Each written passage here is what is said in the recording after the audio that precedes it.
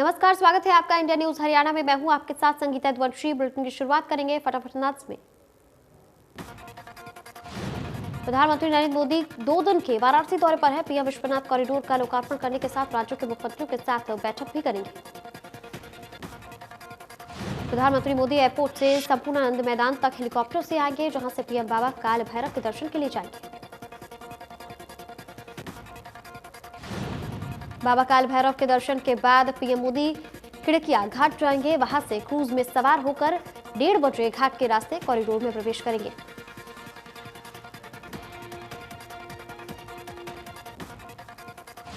उद्घाटन समारोह की तैयारियों का जायजा लेने के लिए सीएम योगी आदित्यनाथ रविवार की देर शाम श्री काशी विश्वनाथ मंदिर पहुंचे।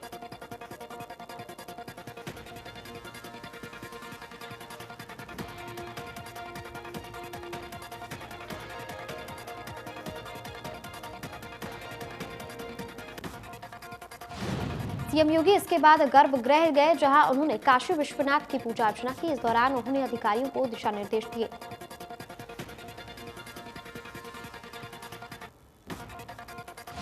राजस्थान में कांग्रेस की महंगाई के खिलाफ महारैली में कांग्रेस नेता राहुल गांधी ने बीजेपी पर जमकर हमला बोला है। 2 शब्द का मतलब समझाया है, एक हिंदू, दूसरा है हिंदुत्ववादी। उन्होंने कहा कि मैं हिंदू हूं लेकिन हिंदुत्ववादी नहीं हूं। उन्होंने कहा कि हिंदू और हिंदुत्ववादी के बीच फर्क समझाता हूं। हिंदू सत्य को ढूंढता है, मर जाए कट जाए, हिंदू सच को ढूंढता रहता है। उसकी राह पूरी जिंदगी भर सच ढूंढने में निकल जाती है। उन्होंने कहा हिंदुत्ववादी सत्ता के लिए कुछ भी कर देगा, जला देगा, काट देगा, पीट देगा। उसका रास्ता सत्याग्रह नहीं सत्याग्रह है। हिंदू खड़ा होकर अपने डर का सामना करता है, अपने डर को शिवाजी जैसे पी लेता है। हिंदुत्ववादी अपने डर के सामने झुक जाता है।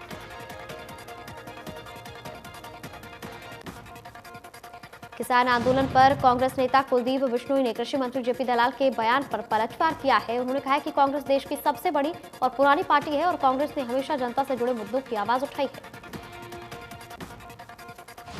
उन्होंने कहा कि कांग्रेस ने कभी भी जनता की आवाज उठाने के पीछे अपना स्वार्थ नहीं ढूंढा। कृषि मंत्री जेपी दलाल ने कांग्रेस पर किसानों के नाम पर राजनीति करने का भी आरोप लगाया है।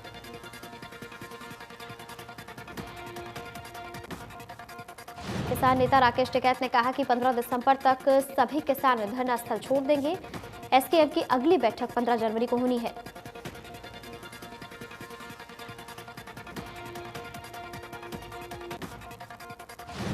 कृषि कानून वापस लिए जाने के बाद भी किसान नेता गुरनाम चढ़ूनी की तल्खी बरकरार रही। दिल्ली से लौटते हुए चढ़ूनी ने कहा कि उन्होंने तानाशाह को झुका दिया है और किसानों ने अपने अधिकार छीने हैं। गुरनाम सिंह ने कहा कि विश्व में पूंजीवाद हावी हो रहा है, लेकिन लोग समाजवाद चाहते हैं। सरकार के साथ हुए समझौते की संयुक्त मोर्चा निगरानी करेगा और उसके लिए महीने में मीटिंग भी होगी।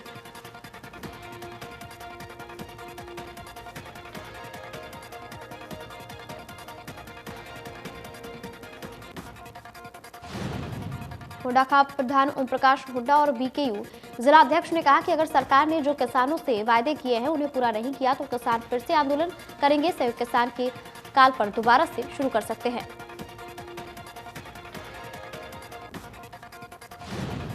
रतिया में एक गोलगप्पे की रेहड़ी लगाने वाले की अनोखी पहल सामने आई है। दिल्ली से आंदोलन समाप्त कर वापस पंजाब लौट रहे सैकड़ों किसानों को फ्री में गोलगप्पे खिलाता हुआ नजर आया। दुकानदार ने कहा कि उन्होंने पहले ही फैसला लिया था कि जब किसान आंदोलन खत्म करके घर लौटेंगे तो वो अन्नदाताओं को फ्री में गोलगप्पे खिलाएंगे। मध्य प्रदेश के अतर सिंह गोलगप्पे की रेहड़ी लगाते हैं।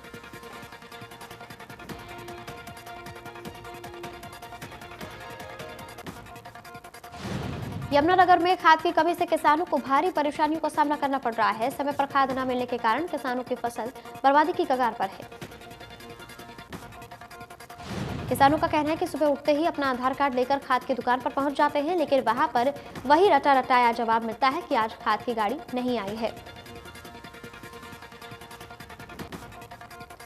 सोनीपत के अटेरना गांव समेत काफी गांव के किसानों को किसान आंदोलन के कारण काफी परेशानियों का सामना करना पड़ा।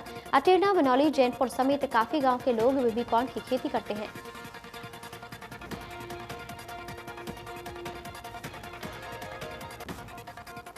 किसानों का प्रतिदिन 2 टन बेबीकॉर्न समय पर न पहुंचने के कारण खराब हो गया। इस बार फिर इंग्लैंड में किसानों की फसल निर्यात होगी और फिर से किसान गुलजार होंगे।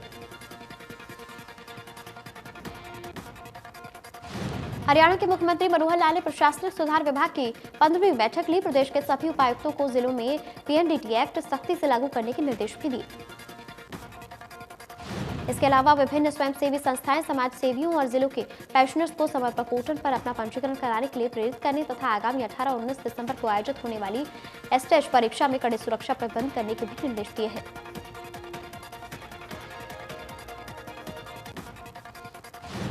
अंबाला में 3 दिवसीय जिला स्तरीय गीता जयंती समारोह की शुरुआत की गई। सांसद रतनलाल कटारिया ने ज्योत प्रज्वलित करके गीता जयंती समारोह का शुभारंभ किया है। कार्यक्रम में सभी सरकारी विभागों और सामाजिक संगठनों की तरफ से अपनी स्टॉल लगाए गए हैं, तो जहां पर गीता जयंती में आए लोग जानकारी लेते और खरीदारी करते नजर आए हैं।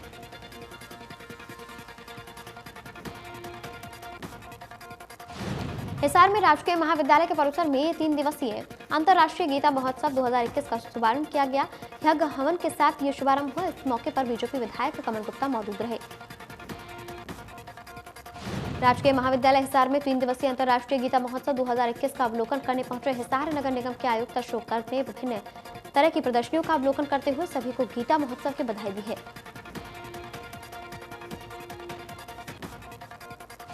यमुनानगर में जिला स्तरीय गीता महोत्सव का आगाज हुआ है। हुडा सेक्टर 17 के रेड क्रॉस ग्राउंड में गीता महोत्सव का उद्घाटन करने पहुंचे यमुनानगर के विधायक घनश्याम दास अरोड़ा मौजूद रहे। गुरुग्राम के स्वतंत्रता सेनानी हॉल में 2 दिवसीय गीता महोत्सव का आयोजन किया। इसी मौके पर पहुंचे गुरुग्राम के विधायक सुधीर सिंगला ने महोत्सव का आगाज किया।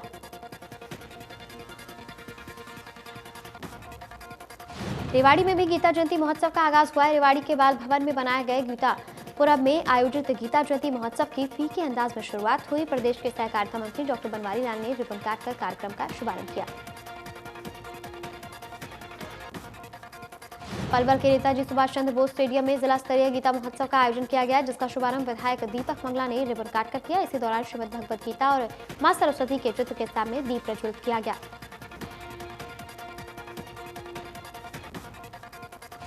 फरीदाबाद में 3 दिवसीय गीता महोत्सव का शुभारंभ हो गया, जिसमें केंद्रीय राज्य मंत्री कृष्णपाल गुर्जर, हरियाणा के परिवहन मंत्री मूलचंद शर्मा, विधायक नरेंद्र गुप्ता, विधायक राजेश नागर समेत कई लोग मौजूद थे।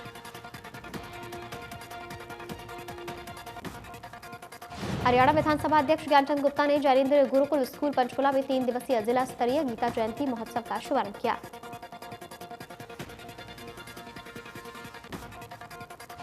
नरवाना के विधायक रामनिवास सूरज खेड़ा ने सीएम मनोहर लाल से मिलकर विकास कार्यों को सौगात दी। उन्होंने कहा कि अब नरवाना में सीवरेज, बिजली व्यवस्था और पार्कों की व्यवस्था की कायाकल्प की जाएगी।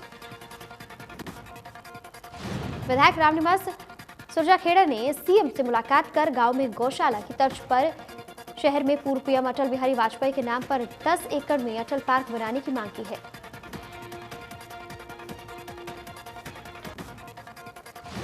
यमुनानगर के गांव नवाजपुर के रहने वाला खिलाड़ी अनिल ने राष्ट्रीय खेल प्रतियोगिता में 10,000 मीटर दौड़ में कांस्य पदक जीता है। खिलाड़ी अनिल ने हरियाणा के शिक्षा मंत्री कमलपाल गुर्जर से मुलाकात की। मंत्री कमलपाल गुर्जर ने अनिल को शुभकामनाएं दी हैं। शिक्षा मंत्री के साथ साथ यमुना ऑटोमोबाइल खिलाड़ी अनिल को स्पॉन्सर भी कर रहा है।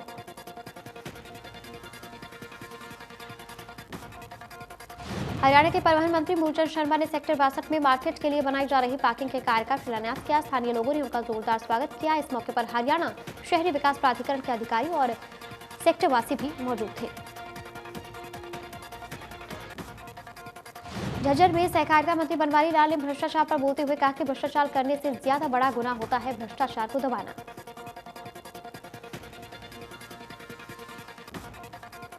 मुख्यमंत्री मनोहर लाल ने संसद पर हुए आतंकी हमले के शहीदों को नमन किया है। सीएम ने ट्वीट करते हुए लिखा कि लोकतंत्र के मंदिर की रक्षा के लिए आपकी शहादत को देश सदैव याद रखेगा।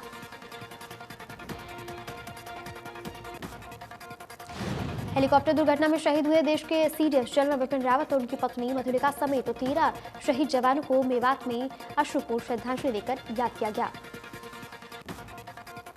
कैंडल मार्च निकालकर बड़ी संख्या में युवाओं को एकजुटता के साथ याद किया गया। तमिलनाडु की घटना दुखदाई और देश के लिए बहुत बड़ी क्षति है। रविवार देर रात पुनः अनाज मंडी मेवात में एक गैर राजनीतिक कार्यक्रम के तहत सैकड़ों लोगों ने शहीदों की याद में 2 मिनट का मौन धारण किया।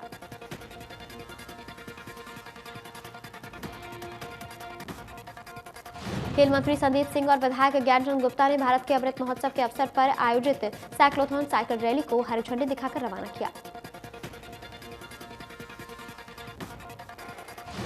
नरवाना में एक अनोखी शादी समारोह देखने को मिला है। अनोखी शादी किसी बड़े पैलेस में न होकर नरवाना के हिसार रोड पर राधेश्याम गौशाला में हुई। बिजनेसमैन कैलाश गोयल अपने बेटे अंशुल की शादी और फेरे और जयमाला भोज का कार्यक्रम गौशाला में ही रखने का मन बनाया था। जिला हिसार के सभी कर्मचारी यूनियनों ने सर्व कर्मचारी संघ के बैनर तले हिसार के जिंदल पार्क में सरकार के खिलाफ जमकर नारेबाजी की है। विभिन्न कर्मचारी यूनियन के सैकड़ों कर्मचारियों ने जिंदल पार्क में पहुंचकर अपनी मांगों को लेकर प्रदर्शन किया और सरकार के खिलाफ जमकर नारेबाजी की। सुरेंद्र यादव ने बताया कि उन्होंने अपनी मांगों को लेकर सरकार के पास 30 सूत्रीय मांग पत्र भेजा था, लेकिन सरकार ने उस पर कोई सुनवाई नहीं की।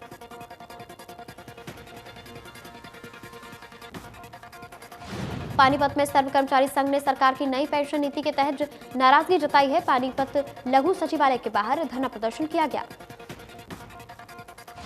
कर्मचारियों का कहना है कि एमएलए एमपी की तरह उन्हें भी पेंशन मिले। नई पेंशन नीति वापस किए जाने की भी मांग उठाई जा रही है। करनाल में सर्व कर्मचारी संघ हरियाणा के बैनर तले आज हरियाणा के सभी जिला मुख्यालयों पर कर्मचारियों का अपनी लंबित पड़ी मुख्य मांगों को लेकर हल्ला बोला जाएगा। कृष्ण शर्मा ने कहा कि नगर पालिका, जन स्वास्थ्य, अग्निशमन, बिजली, शिक्षा, हुडा मंडी बोर्ड 492 के कर्मचारी आदि के अब पीड़ित हैं। कर्मचारियों ने एकत्रित होकर सरकार की वादा खिलाफी नीतियों के खिलाफ हल्ला बोला है।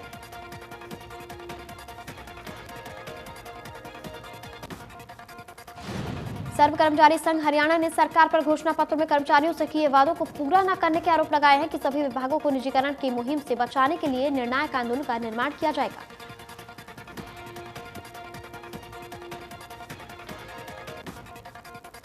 गुरुग्राम में कोरोना को लेकर लोगों और प्रशासन की तरफ से बड़ी लापरवाही सामने आई है। सेक्टर 29 में लगे मेले में लोगों की भारी भीड़ देखने को मिली। कोरोना गाइडलाइन के नियमों की यहां पर जमकर धज्जियां उड़ाई गई। चंडीगढ़ में 20 साल का युवक ओमिक्रॉन पाया गया है। युवक 22 नवंबर को इटली से चंडीगढ़ वापस लौटा था। युवक के 1 दिसंबर को कोरोना की पुष्टि की गई, तभी से वो नियमों के मुताबिक होम क्वारंटाइन किया गया था।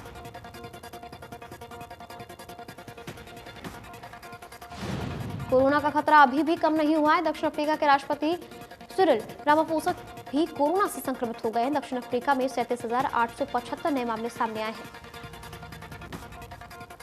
दक्षिण अफ्रीका में रविवार को एक दिन में सर्वाधिक कोरोना के मामले सामने आए। 37,875 नए मामलों की पुष्टि हुई है और उस दिन राष्ट्रपति भी संक्रमित पाए गए हैं।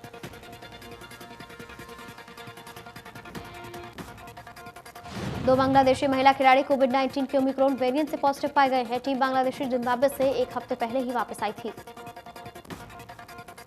इस वेरिएंट का कहर दक्षिण अफ्रीका और आसपास के देशों में काफी देखने को मिल रहा है। अफ्रीका महाद्वीप पर मरीजों की संख्या लगातार बढ़ती जा रही है।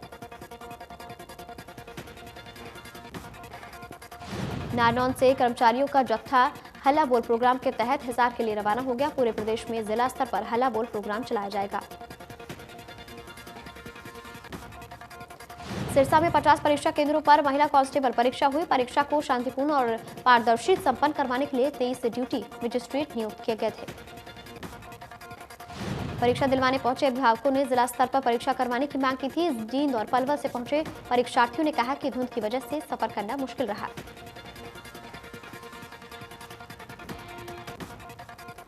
सिरसा शहर में बिगड़ती यातायात व्यवस्था से निपटने के लिए पुलिस अधीक्षक अर्पित जैन एक्शन मोड में नजर आए। रविवार देर शाम पुलिस अधीक्षक ने सागवान चौक, शिव चौक, सर्कुलर और हिसार रोड का निरीक्षण किया।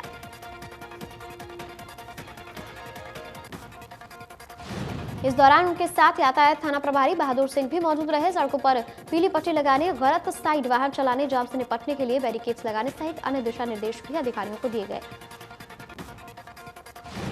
उन्होंने कहा कि धुंध के मौसम को देखते हुए तो ऐसे में मास्क लाइट शुरू करने के लिए भी नगर परिषद को लिखा जाएगा। 15 दिसंबर के बाद शहर में यातायात व्यवस्था, रिफ्लेक्टर्स सब लगाए जाएंगे।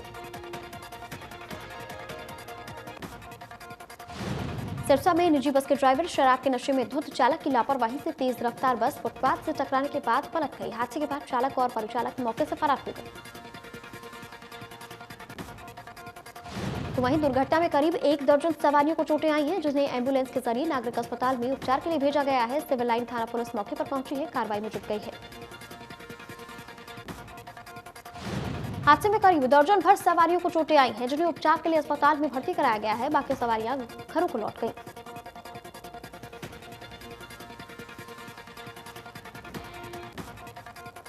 फरीदाबाद के पल्ला थाना क्षेत्र में एक युवक ने अपनी ही पत्नी को गोली मारकर मौत के घाट उतार दिया। मौके पर पहुंची पुलिस ने घायल महिला को अस्पताल में भर्ती कराया।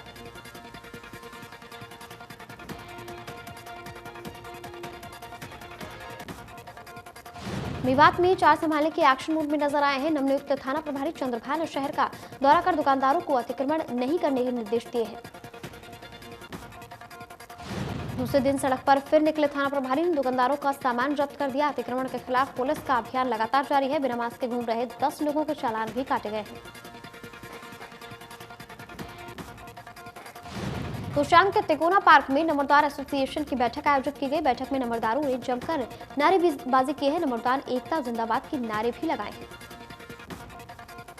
इस बैठक में सरकार की तरफ से जारी पत्र का विरोध किया गया है। नंबरदार एसोसिएशन के राज्य प्रधान जिले सिंह का कहना है कि सरकार ने भविष्य में नए नंबरदारों की नियुक्ति पर रोक लगा दी है।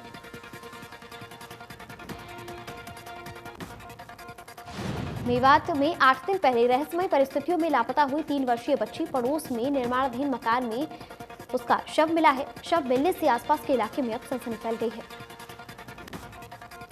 बच्ची के शव की सूचना परिजनों को मिली तो पुलिस को फोन किया गया। पुलिस ने बच्ची के शव को कब्जे में लेकर पोस्टमार्टम के लिए अस्पताल भेज दिया है। मेडिकल कॉलेज से बच्ची का पोस्टमार्टम कराया गया है। पोस्टमार्टम के बाद ही मौत के असली कारणों का पता चल पाएगा।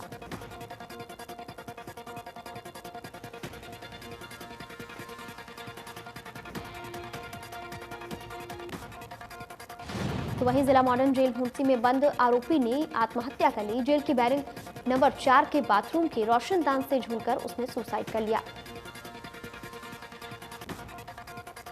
मृतक आरोपी मेवात के गांव हिलालपुर का रहने वाला बताया जा रहा है। निर्माणाधीन दिल्ली मुंबई हाईवे पर इंजीनियर की हत्या के मामले में सोहना सदर थाना पुलिस ने 8 महीने पहले उसे जेल भेजा था।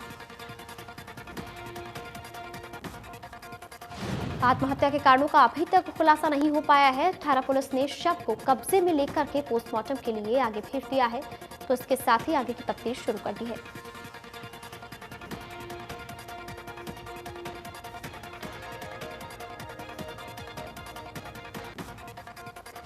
यमुनानगर के सदर थाना क्षेत्र के गांव रायपुर से पुलिस ने रेड कर बड़ी मात्रा में गौमांस पकड़ा और 2 लोगों को गिरफ्तार किया है। पुलिस ने कुल 4 लोगों के विरुद्ध गौ मांस बेचने का मामला दर्ज किया है। आरोप है कि ये लोग उत्तर प्रदेश से गौ का मांस लाकर यहां बेचते हैं।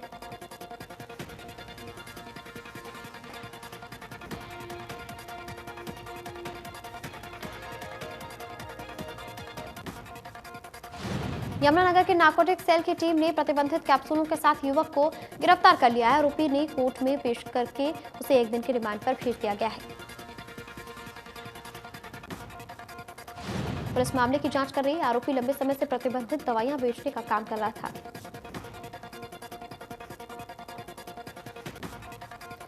हिसार की आबोहवा खराब श्रेणी में दर्ज की गई है, जहां क्वालिटी इंडेक्स 250 दर्ज किया गया है। गुरुग्राम में AQI 179 के पार दर्ज किया गया। जंदमा के मरीजों को सांस लेने में परेशानी हो रही है। फतेहाबाद में हवा की गुणवत्ता में सुधार हुआ है। फतेहाबाद में 179 AQI दर्ज किया गया है।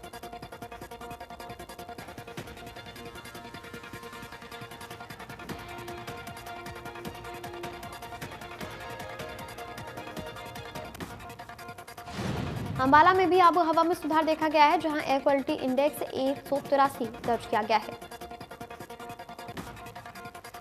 भिवानी की आबो हवा पहले के मुकाबले काफी सुथरी है, जहां AQI 194 दर्ज किया गया है।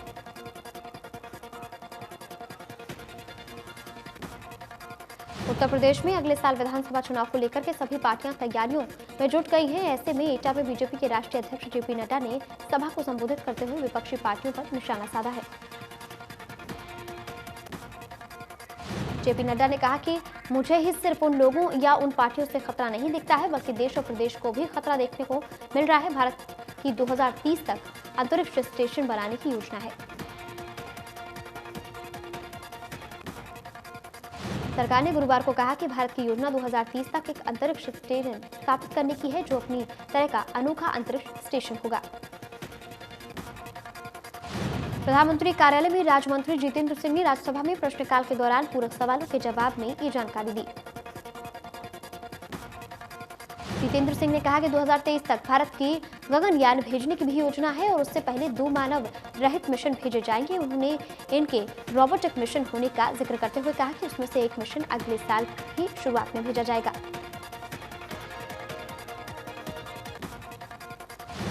मिस यूनिवर्स 2021 में भारत ने बड़ी उपलब्धि हासिल की है। इस प्रतियोगिता में भारत की बेटी हरनाज कौर सिंधु ने 70वें मिस यूनिवर्स का खिताब अपने नाम कर लिया। इंडिया ने यह टाइटल 21 साल के लंबे अंतराल के बाद जीता है। हरनाज ने पहले 2000 में यह टाइटल लारा दत्ता को मिला था।